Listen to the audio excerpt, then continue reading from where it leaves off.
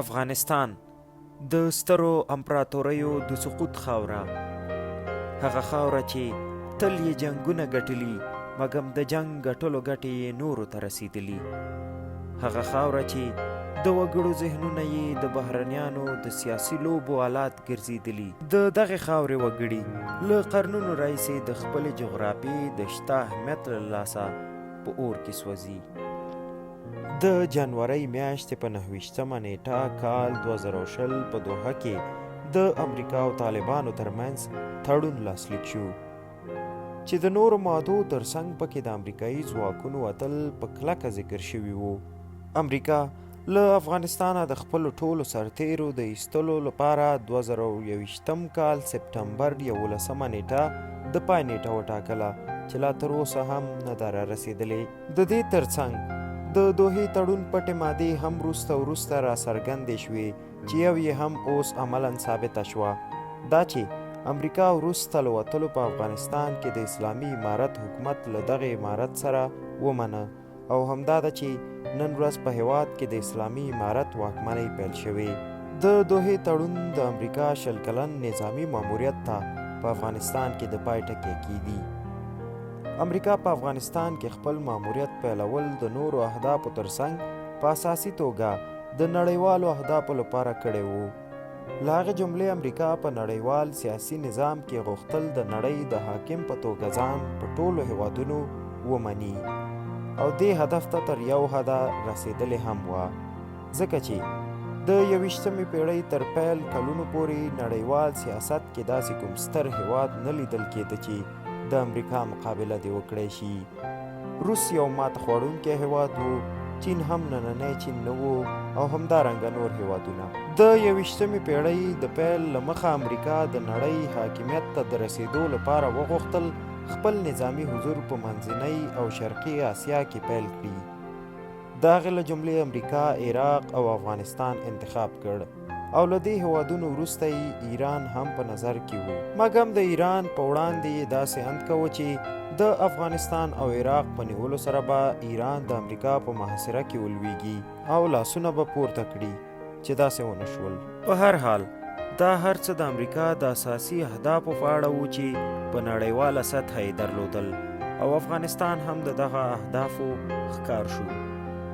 لکه څنګه چې مخکې وویل شول، د دوحې تړون د امریکا 20 کلن نظامي حضور ته په افغانستان کې خاتمه وربخي. راځم دې ته چې ولې امریکا دې هر څه ته د پای ټکی کېښود. اساسي دلیل یې نړیوال سیاست واضح کولی شي، یعنې دا چې امریکا د نورو هیوادونو له مقابلې سره مخ شوه. د امریکایي سیاستپوه جوهان میرشایمر په اند نړیوال سیاست کې د یو هیواد ګټه د بل هیواد تاوان دی. همدا دلیل شو چې د امریکا مخالفو هیوادونو پرې نښودل امریکا د نړۍ حاکمه شي، او اوس امریکا مخکې له دې چې ماتې پښه او ستره شي غواړي له سیمې پښې سپکې کړي. راځم د اسلامي امارت په واسطه د افغانستان نیولو ته. د دوحې تړون د اسلامي امارت په واکمنۍ او د امریکا په تیښتې دلالت کوي. مخکې له دې چې امریکا په پوره توګه له افغانستانه پښې سپکې کړي، دا مسؤلیت یې درلود ترڅو ورسره امانت یعنی کابل حقدار یعنی طالبانو ته وسپاري. د پورته مواردو په ذکر سره ویلی شو چې د اشرف غني حکومت د لمنځه وړل د دواړو یعنی امریکا او طالبانو یو مشترک کار و.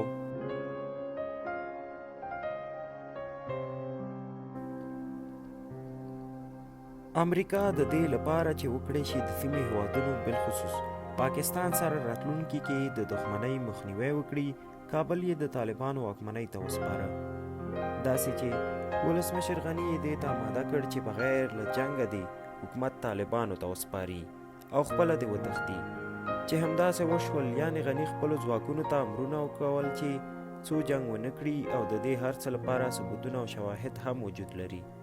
خو اند داسې کیږي چې غني کولی شول د طالبانو په وړاندې دفاع وکړي، او جنګ هغسې چې دا 20 کاله و نو نور به هم و، خو هیواد به د شته حکومت سره پاتې و. خو په هر حال لا هم وخت شته دی چې د اشرف غني په اړه قضاوت وکړو. لا هم زیات شمېر حقایق نه دي رابرسېره شوي. بالاخره طالبان د اګست میاشتې په 15مه نیټه په ارامه ډول کابل ته راداخل شول او تر ارګه ورسېدل. په هر حال دا حالت مو په سترګو څو ورځې وړاندې لیدلی دی. مهمه دا ده چې د هېواد وضعیت کومې خواته ور روان دی او دا د پردې تر شا واقعیتونه څه ثابتولی شي. په اوس کې د هېواد برخلیک هغه وخت واضح کیږي چې د طالبانو د حکومت ډول او حکومتولۍ ثابته شي. ویره دا ده چې طالبان یو غیر مستقل حکومت چې د کوم بهرني هېواد په لاس کې به وي جوړ نه کړي. د افغانستان ملي شتمنۍ چې طالبان یې هم په اړه ژمنتیا ښایي هغه څه دي چې دغه خاوره پرې نازیږي. افغانانو ته د تاریخ په اوږدو کې دا د منلو وړ نه ده ګرځېدلې چې بهرنیان دې په مستقیم ډول په دوی حکومت وکړي او افغانان تل د دوی په وړاندې جنګېدلي دي. خو د دې ملت تر ټولو غټه بدبختي چې تاریخ واضح کړې ده دا ده چې د یو بهرني په وړاندې د بل بهرني خبره منلې ده. دې ملت قربانۍ ورکړي خو د قربانیو ګټې نورو ته رسېدلي. ملت ته یوازې نوم پاتې شوی. د دې ملت هر بچی دا وایي چې دا ملت هغه ملت دی چې جنګیز یې مات کړی، انګلیس یې په ګونډو کړی، روسان یې په منډو کړي او اوس به وایو چې امریکایان یې ځغلولي. مګم دې ته مو فکر نه دی چې ګټه مو چا ته رسولې. موږ که انګلیس مات کړی نو په هغې وخت کې د روسانو په ګټه تمام شوی. موږ که امریکا ماتوو نو اوس یې ګټه نورو ګاونډیو او نړیوالو هېوادونو ته رسیږي. په اصل کې افغانانو ته یوازې او یوازې نوم پاتې کیږي چې پکې ګټه نه لیدل کیږي. تل دې وي افغانستان.